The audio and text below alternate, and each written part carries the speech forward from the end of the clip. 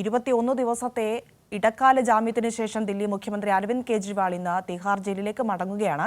India സഖ്യത്തിനായി തെരഞ്ഞെടുപ്പ് പ്രചാരണം നടത്തി. അവസാനഘട്ട വോട്ടെടുപ്പിനും ശേഷം ഇന്ത്യ സഖ്യ നേതാക്കളുടെ യോഗത്തിലും പങ്കെടുത്താണ് കേജ്രിവാളിന്റെ ഈ മടക്കം.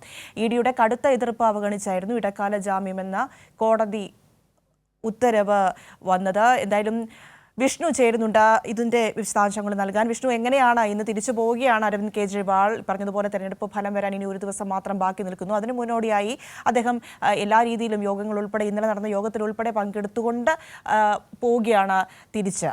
ഇതിന്റെ കൂടുതൽ വിവരങ്ങൾ എന്താണ് ലഭിക്കുന്നത്?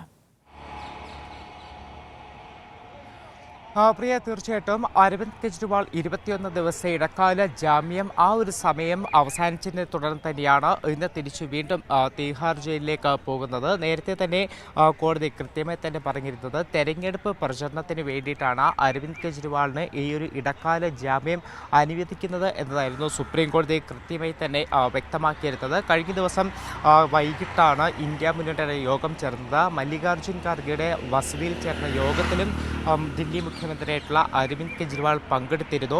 അതിനുശേഷം ഇന്ന് കെജ്രിവാൾ വീണ്ടും തിരിച്ച് തിഹാർ ജയിലിലേക്ക് എത്തും.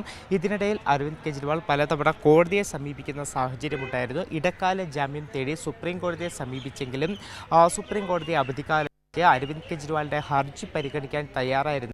ഇതിനെ തുടർന്ന് വിചാരണ കോടതിയായിട്ടുള്ള റോസ് അവന്യൂ കോടതിയെ അരവിന്ദ് കെജ്രിവാൾ സമീപിച്ചിരുന്നു. പക്ഷേ ആ ഇടക്കാല ജാമ്യത്തിൽ റോസ് അവന്യൂ കോടതിയും ഇതുവരെ ഒരു ഉത്തരവ് പറഞ്ഞില്ല. ഹർജിയിൽ വാദം പൂർത്തിയാക്കിയ കോടതി ഈ മാസം 5-ന് വിധി പറയും എന്നതാണ് അറിയിച്ചിരിക്കുന്നത്. എന്തായാലും കോടതി വിധി പറയാൻ മാറ്റിവെച്ച ഒരു സാഹചര്യം കൂടി നിലനിൽക്കുന്നത് കൊണ്ട് അരവിന്ദ് കെജ്രിവാളിന് ഇന്ന് തിരിച്ച് തിഹാർ ജയിലിലേക്ക് പോകേണ്ടി വരും. എന്തായാലും ഞാൻ നേരത്തെ പറഞ്ഞതുപോലെ വലിയ തലത്തിൽ പ്രചരണം നടത്താൻ അരവിന്ദ് കെജ്രിവാളിന് കഴിഞ്ഞിരുന്നു. 21 ദിവസമായിരുന്നു കെജ്രിവാളിന് ഒരു ജാമ്യം ലഭിച്ച ഒരു സാഹചര്യമുണ്ടായിരുന്നത്. അതുകൊണ്ട് തന്നെ 4ാം ഘട്ടം മുതൽ അരവിന്ദ് കെജ്രിവാൾ ശക്തമായി തന്നെ ദില്ലിയിലും മറ്റ് സംസ്ഥാനങ്ങളിലും ഉത്തർപ്രദേശ്, അതോടൊപ്പം തന്നെ മഹാരാഷ്ട്ര, ഗുജറാത്ത്, പഞ്ചാബ് ഉൾപ്പെടെയുള്ള സംസ്ഥാനങ്ങളിൽ ശക്തമായിട്ടൊരു പ്രചരണമായിരുന്നു അരവിന്ദ് കെജ്രിവാളിൻ്റെ നേതൃത്വത്തിൽ നടന്നത്. പ്രിയ.